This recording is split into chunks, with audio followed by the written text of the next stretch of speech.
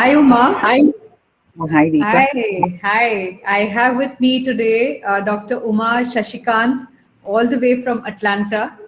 So, much as we wanted Uma to come to our office, we found that this is the next best way, which is to actually interview her in her garden, at home, just outside, as you see.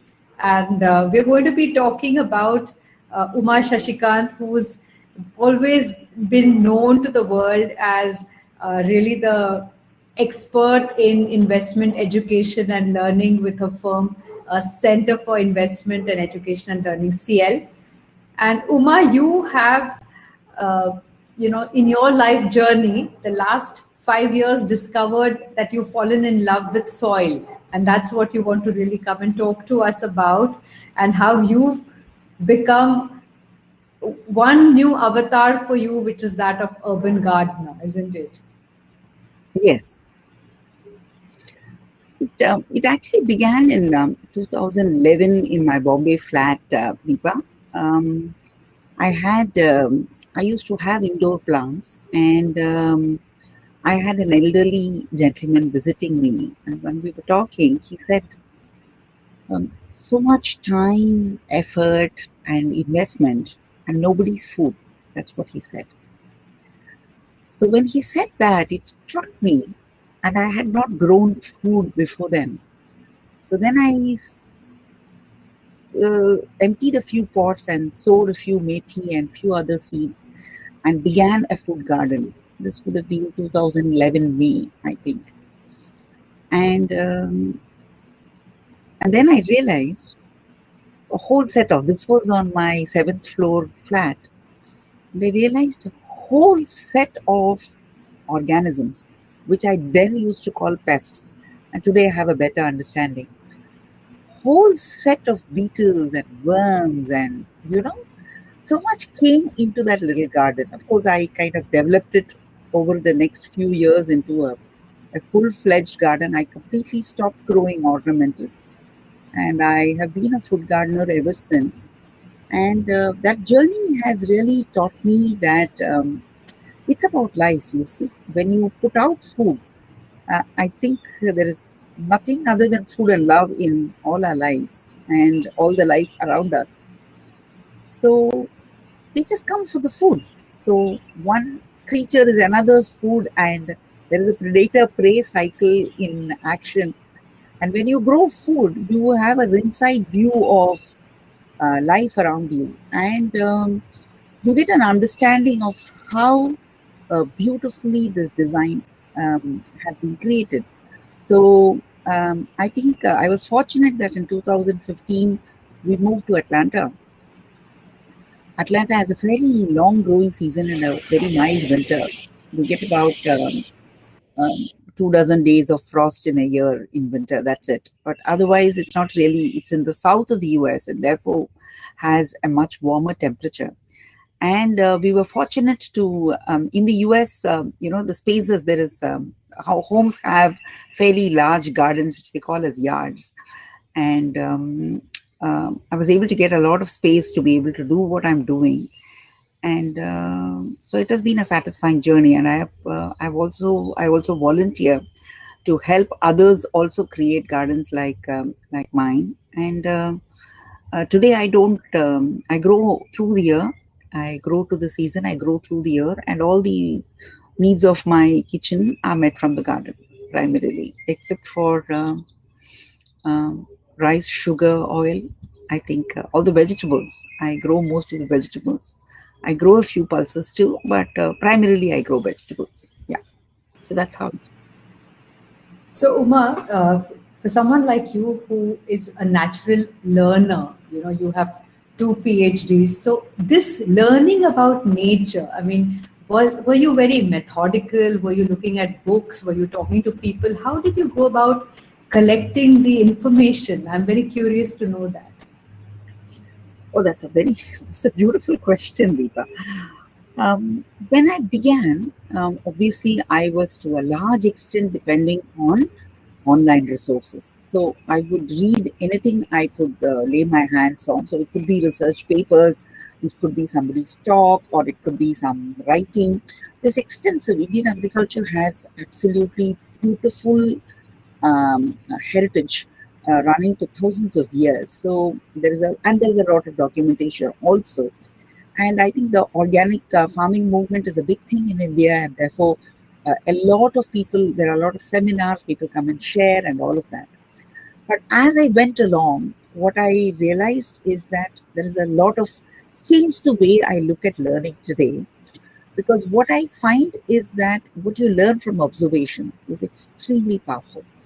What you learn when you do something with your hands, when you sow seeds and when you find that some of them germinate and some of them don't germinate, you know that soil temperature, or there is this whole idea of microclimate, which is to say, what's the temperature of the air, how much moisture is in the air, how much light is there, how long is the day, how long is the night, how warm is the soil, I think how moist is the soil. All of these play a role in the germination of the seed. So I have gone and read all of these things. I have read books, I have done courses, I have looked at papers, but my best learning has come from observation.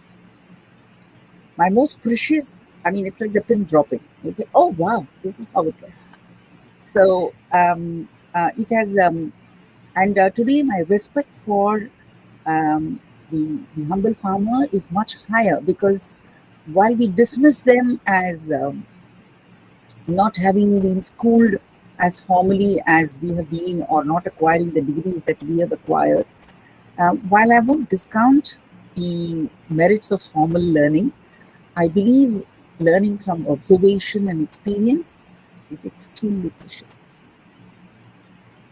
You know, that one chance observation switched something in you to move from the ornamental to food.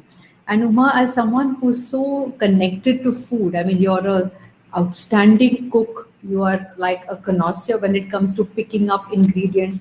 Was the sort of the backward integration that's happened now into growing your food, I mean, how were these things happening for you? I mean, have you sort of thought about it, and you know, when did the seeds of this love for food uh, come about? I've been cooking from the time I was 11. My mother was unwell, so I had to cook very early on, and I think it's in my nature to not follow instructions. I'm authority too well. So recipes were very boring for me in that sense, do this, do that. So I think over the years, as I kind of experimented with ingredients, and then what I realized really was that food is so much about having an understanding of the process, the heat in which you're cooking, the way you're cutting the vegetable, the textures, the flavors, rather than just the recipes. And then when I started growing food, I was astounded by the difference in the taste. The greens from my garden, they need nothing. I mean, you can simply saute them with a pinch of salt and they are delicious.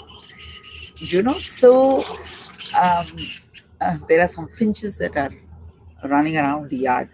Okay, so you suddenly realize there is that connection, you see, that the environment. I mean, it's amazing that the carrots and cabbages and cauliflowers will grow in winter, full of sugar, and the cucumbers and melons will grow in summer, full of water.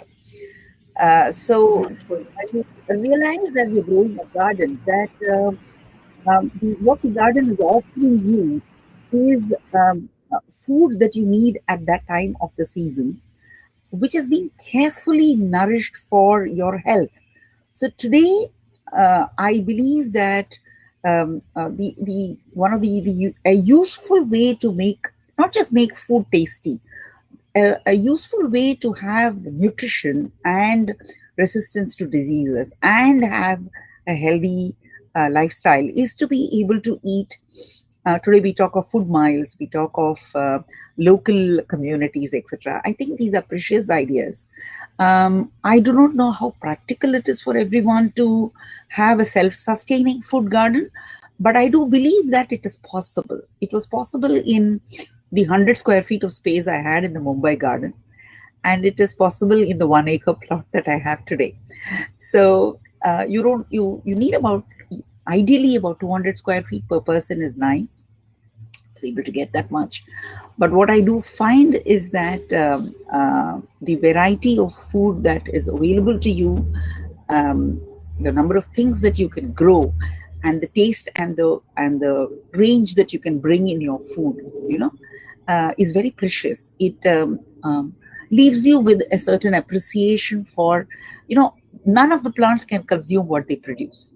Such a beautiful story there that, Yes, absolutely. paropakaram, yeah, paropakaram idam shareeram. You physical form is for the other. That's what the sentence means. So the physical form is for the other. That's how they work. They make food for you. And leave you with this question of what are we doing with our physical form? How helpful are we? So the So, least you can do is to sustain these things and to, um, learn to live with life, so to say. yeah. Yeah. So, Uma, you have always written. You have been, you are a celebrated columnist.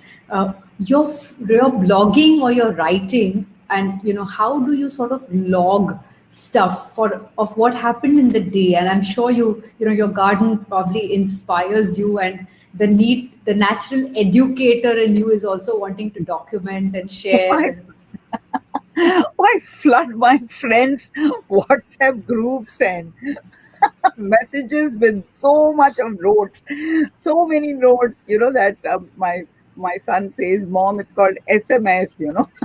I write whole essays. But my friends have been kind, and so mostly I've been sharing. You're right. You're so perceptive, Deepa, that this whole urge to write is always there.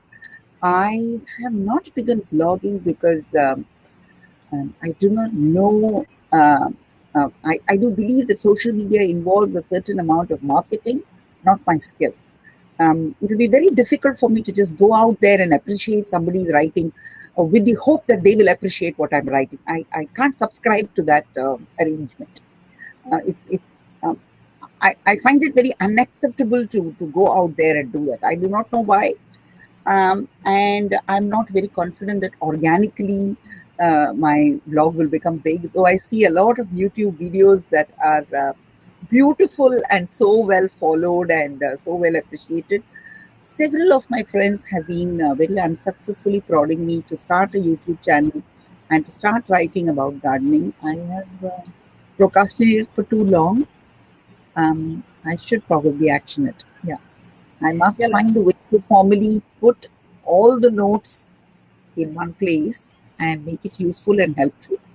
But what I do is to go out there. I quite enjoy going out there and setting up people's gardens, answering their questions. I volunteer. A lot of people ask me questions. I do conduct some seminars from time to time based on people's requirements. So I'm keeping it informal and small group and intimate at this point in time. There are a few Facebook groups in which I write, but you're right. There is a need to formalize this. Yeah. No, so I suppose I just, sort of reframe that and help reframe that for you to say that, if it's like, uh, let's look at it in the context of money and investing. And if you really look at, food as the resource, or knowledge about food as the resource, and you're trying to sort of, keep it documented, make it accessible, make it idiot proof, make it very accessible to the layperson, make everybody who was fearful of investing, and equate that to, say, fearful of growing their own food or I see farming or the same. lazy. It's the same thing. So, for me, I see a big parallels, Uma, because ultimately Absolutely. it's that, isn't it? So, Absolutely. You are so right because people ask the simplest questions, and everybody needs a buddy, somebody to tell them, yeah, go ahead and put those seeds, they will come up, you know. Yeah, yeah. So you are so right. You know, the need to demystify and the need to help. Uh, I understand. I do it personally, but I do believe that the kind of reach, the scale, and the benefit in kind of making it widely available is much, much higher. I'm hoping that this talk will uh, provide me that And impetus to do it. we use the same metaphors for money. We talk about making the money grow. We Sure, sure, absolutely, absolutely. But this is even more. Gardening has taken me so much further away from the capitalist I was by training. The whole idea of markets and money and all of that. And today I'm on this experiment where I am not charging for any of my services. And there are people who tell me that I will be exploited, or that people will take me for granted, or I will resent it, or I won't do it. But I've been doing it for the last 4 years, and more than 100 gardens have been set up in that time. And I haven't felt any of this, and I have had such beautiful relationships. And I believe that the stage of life that I am in, these matter so much more. What will I do with money at this time? I don't have a wish list of things I want to buy, and materially I'm well provided for. So I don't. So it's been a good thing. It's been a good thing to go out there and help people. It's been a beautiful experience, but there is a necessity to think of those that I cannot meet or personally help, and have this all documented and available. I think the case for that is irrefutable, and I'll definitely take this encouragement from you, Deepa, to go and do it. What I did in money, perhaps, I mean, what I did in money just happened. So I think what I'll do in gardening will also just happen. There was never a plan. So most of what happened in my life has been serendipity. So let me hope that this also happens. Yeah. So, I find it so beautiful. So, you have a PhD in, so tell us about the two PhDs you have, Uma. The first one you did So, where? okay. So this was um, actually what happened was I worked on a thesis on returns from equity markets. And I wrote the thesis, and unfortunately, I did not earn the degree. Okay? So the thesis was written and the thesis was submitted. But I got into differences with my guide. I wish I was a more patient and wiser person, but then these are hindsights. So then I quit the university and came to Bombay, and then registered again in Bombay and started my thesis, and started another thesis, okay, and then worked on it for some time. And unfortunately for me, my guide passed away, and nobody else in the department had. I was the only student. He wasn't accepting many students. So I was the only student, and everybody else didn't have space. So the thesis was in the air. So it was. I can't say it was a complete thesis. It was a half thesis. It looked like PhD would be so elusive. Then one of my earlier professors chanced to meet me, and he said, "What? What? You still don't have a PhD? How is that even possible? So much of writing has already happened." And then he took it upon himself as a mission to kind of get me registered. And then I wrote my third thesis, and completed the PhD. It was on overseas investments in India and FI investments in India way back in 95. So that's when it was an interesting journey, because at that point, it looks to me like everybody else the degree mattered. I don't even call myself Dr. Uma Shashikant. I don't think my family will be upset if I tell them tell them that I don't care much about it, because the actual learning was happening on the job. So this looks like and then it so happened. I mean, and none of the jobs that I did in my life was this necessary. I mean, the UTA Institute, when I joined them, did not bother that I didn't have my PhD at that time, because my thesis work was known to them, because the Sensex had become very popular by then.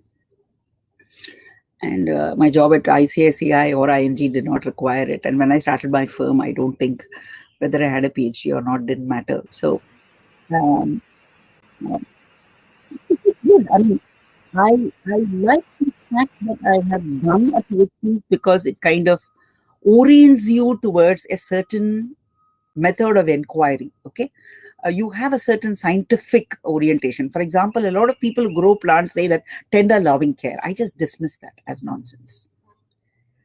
The love that you must have for what is around you is from the point of view of respecting that there is life around you. If you see an insect and not squishing it, that's important, because whenever we see an insect, we want to squish and kill it.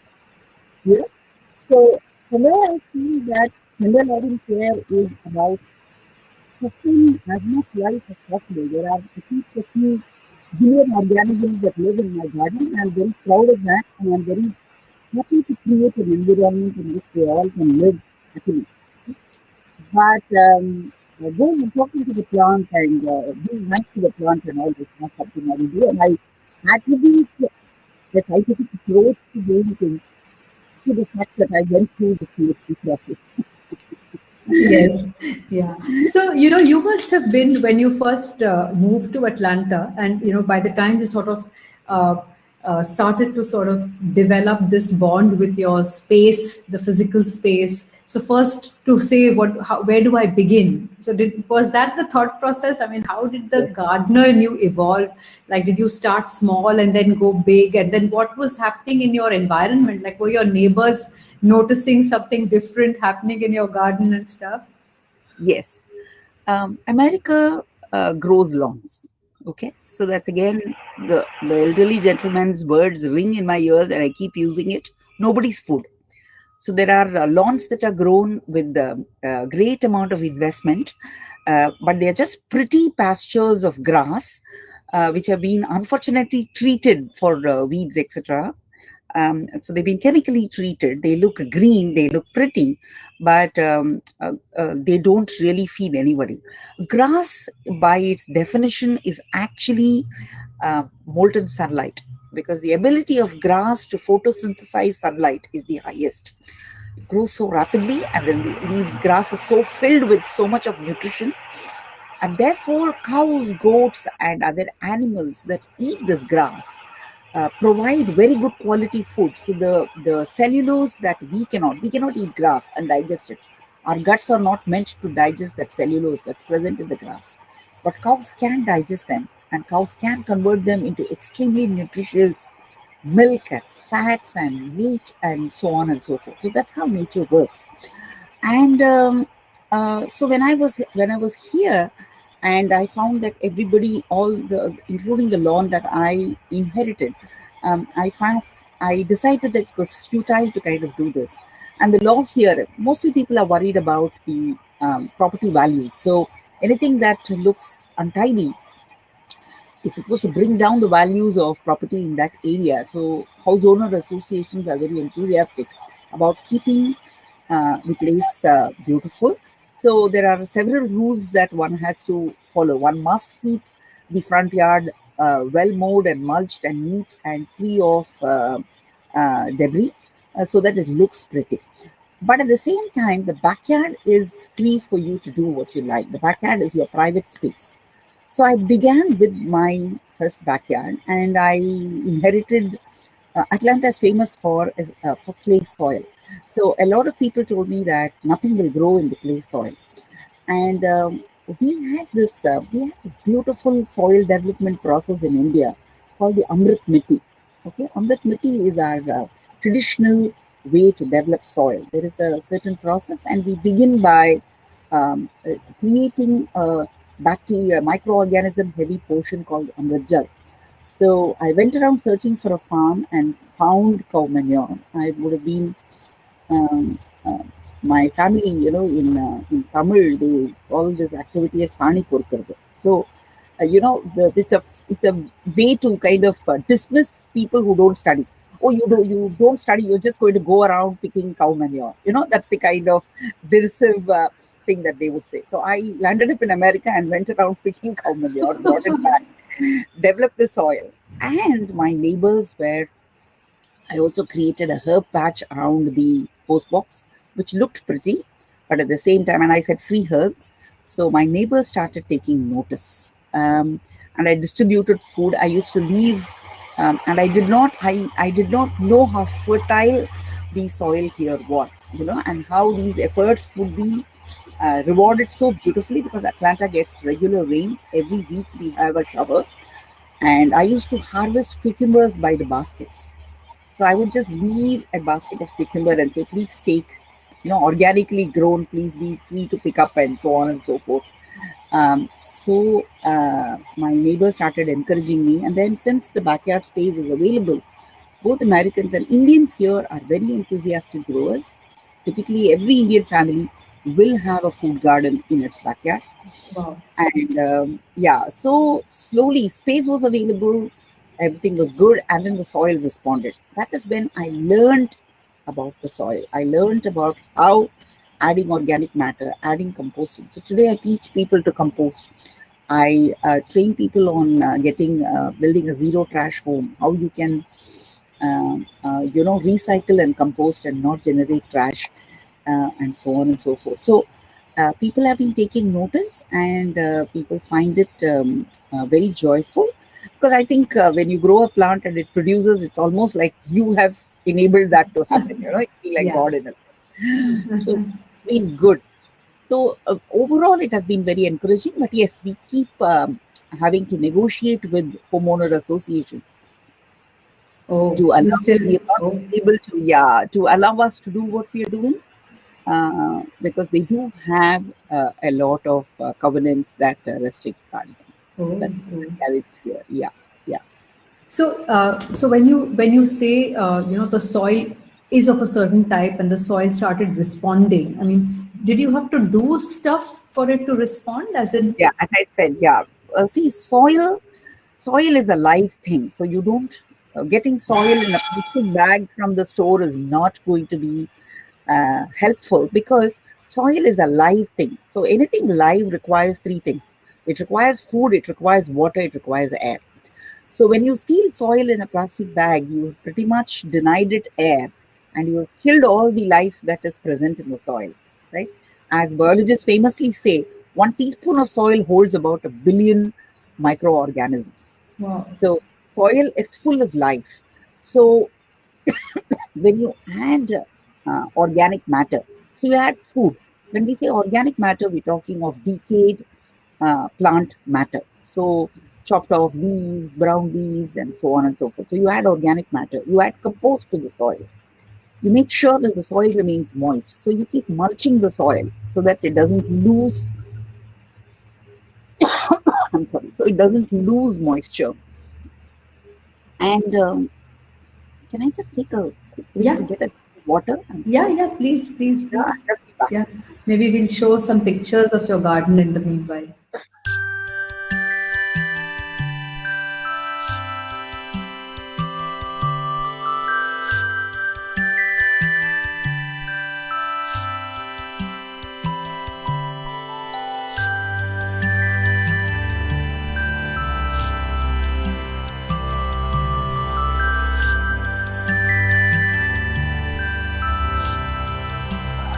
All right, thanks, Deepa. I'm back. Okay. So the thing is that people worry about soil chemistry, pH, alkaline, acid, etc. But what I have realized is that the soil biology, in terms of making sure that the soil is moist, always moist, is well aired, is able to, the best place to store rainwater is the soil. So your soil should be in a state where it can take in the rainwater and hold it. So by adding compost to the soil, you're enabling all of this, and and there is a yin and yang to the soil. While the plant will require light and heat, the soil requires the dark and the cold. So you have to ensure that both of these are present. So when you cover the soil up, when you mulch it up, or when you grow a ground cover, like we saw in one of the pictures where a creeper is on the ground completely covering up the soil, and the soil remains dark and cool. So that helps the soil immensely, the soil organisms immensely. So while all of us know about the earthworm, There are several other insects that are working to kind of break down organic matter. Anything that has once lived has to become soil. That's really the rule of life. The really Beautiful. true that we're talking about it. Anything that has once lived will ultimately become soil. And we can't eat anything that has not once lived. I am a vegetarian by habit, but I do want people to consider this thing that we cannot eat anything that has not once lived. So vegetarianism might be a certain. I don't want to be offensive to vegetarians, but I want everybody to think about this. If you really can't eat anything that has not lived, so we all eat what has once lived, and therefore being able to have a life in which you are conscious about returning to the soil, you know, nutrition that has been taken from it. That's the sustainable way to do things. Then, as you return the compost to the soil becomes better and better, because it is able to sustain more life forms, it is able to produce more nutritious food. Because what the plant is doing is that it is taking from the microclimate around it, you know, things to produce. And then there is also this question. Today we talk so much about sugars. So there is this question one has to think and ponder about. How is it that all plants produce sugar? All of them. Yeah, all of them produce sugar. And how is it that they feed sugar in their roots, which is what attracts. They actually barter down there in the roots. There's a barter going on where the plant is feeding sugar and exchanging it for all the nutrition that other organisms can bring it, because it cannot move. So it's a kind of doing this communication.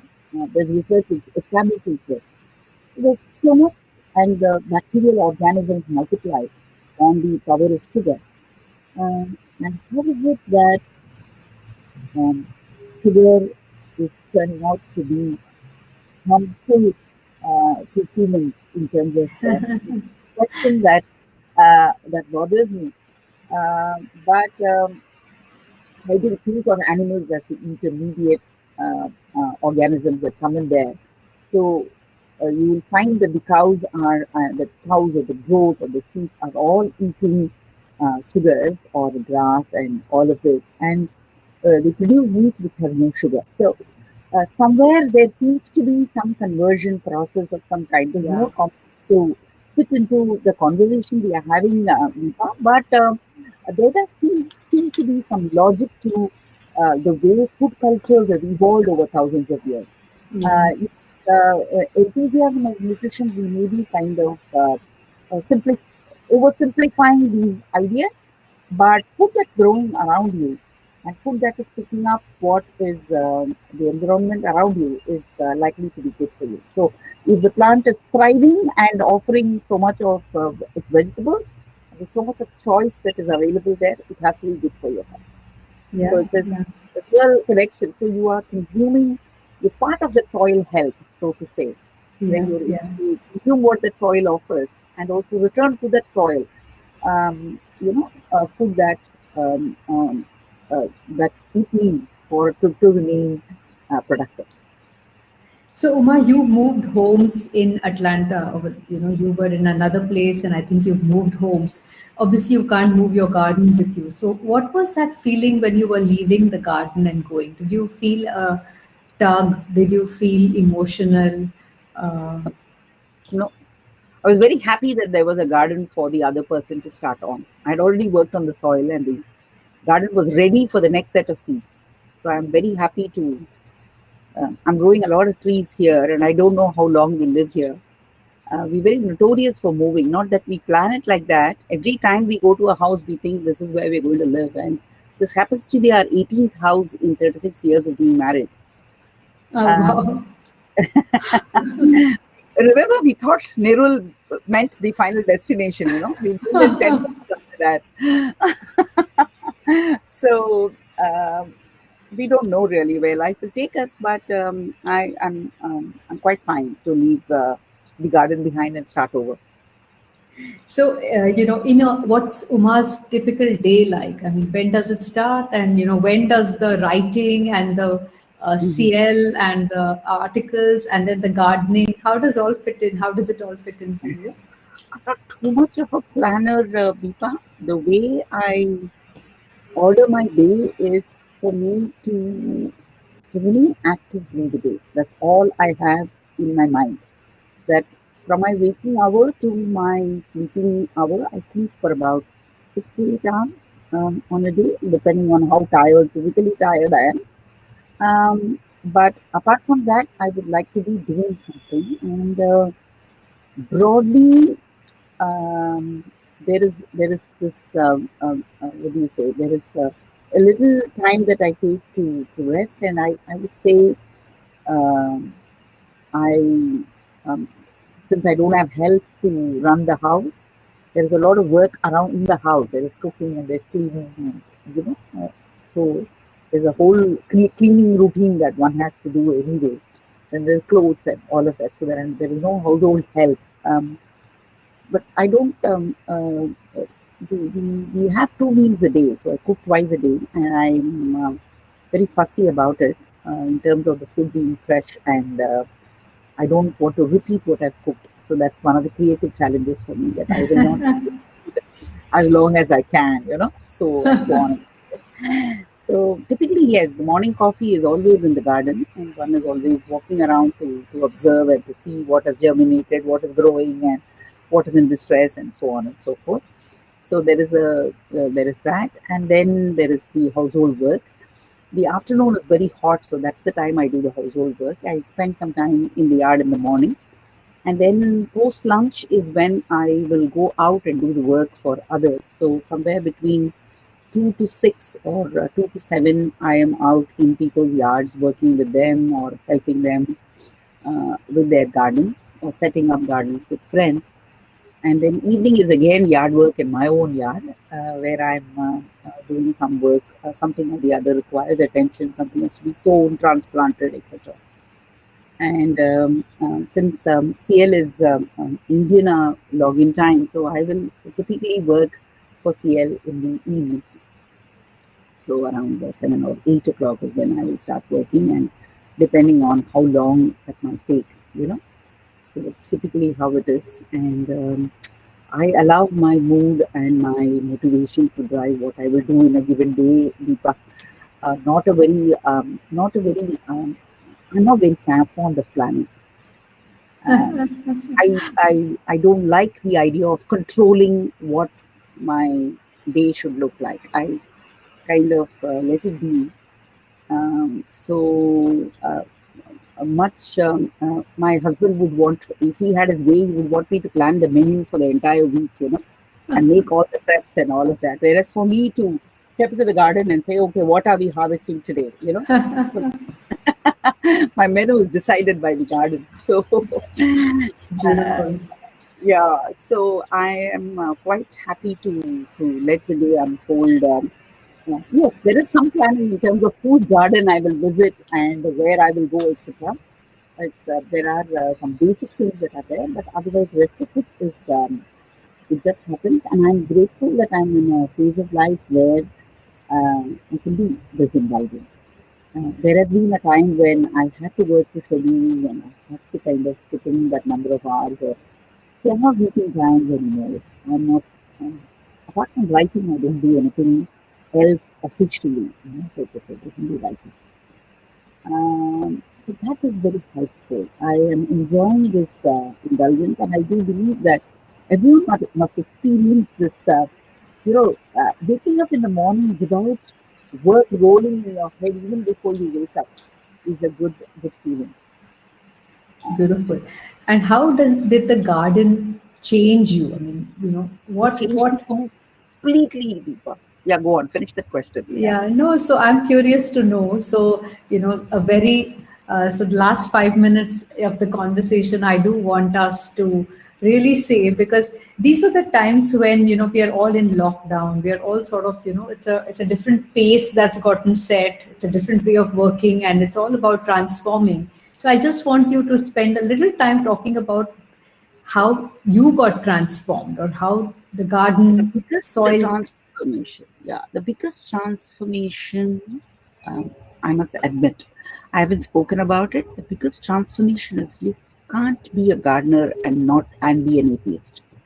I was an atheist. I was a non-believer, all my life.